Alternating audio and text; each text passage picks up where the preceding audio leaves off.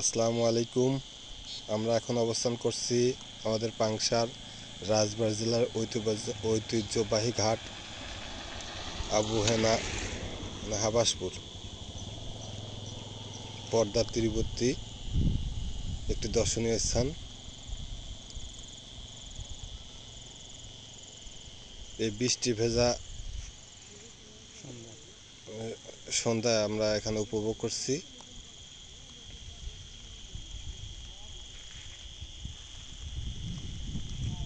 অনেক নৌকা, এটা বড় পাল নৌকা,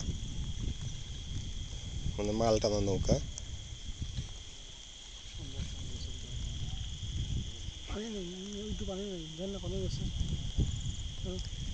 আষাঢ় মাস শেষ, দেখেন কি অবস্থা, নদীতে পানি নেই। তো রাসেল ভাইপার আছে কিন্তু।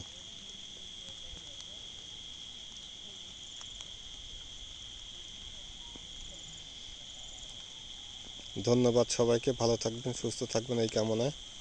আসসালামু আলাইকুম।